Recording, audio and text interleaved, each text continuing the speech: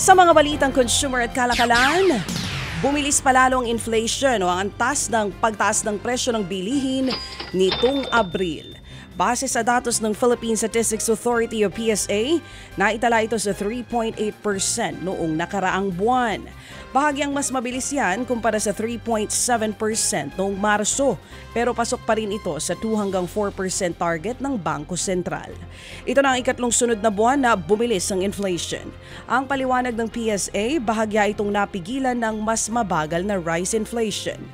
Dahil po dyan, dahil nga ito sa bahagyang pagbaba ng pandaigdigan na presyo ng bigas matapos sumipa nitong Enero.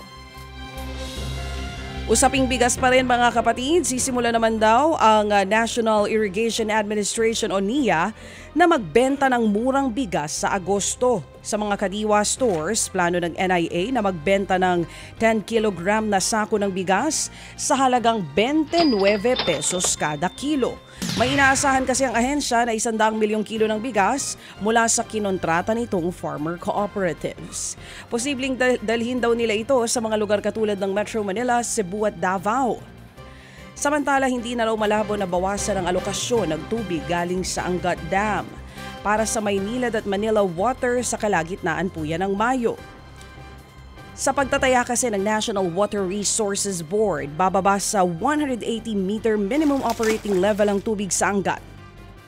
Posible rin daw panatilihin ang mas mababang alokasyon hanggat mapuno ulit ang dam ng regular na pag-ulan. Maalalang sinabi ng Pag-asa na naantala ang tag-ulan dahil sa transition mula sa El Nino. Sa kabila naman yan, tiniyak ng NWRB na walang water interruption kahit ibaba sa 49 cubic meters ang alokasyon. Sa ngayon, nananatili sa 50 CMS ang alokasyon ng Metro Manila mula sa Angat Dam. Naniniwala naman ng National Economic and Development Authority o NEDA na makatutulong ang Executive Order No. 59 na mapabilis ang infrastructure development ng gobyerno. Sa ilalim kasi ng nasabing EO, sinimplihan na ang requirement para sa mga nakalista bilang flagship infrastructure projects. Sa ngayon, mayroong 185 proyekto sa listahan na yan na nagkakahalaga ng 9.14 trillion pesos.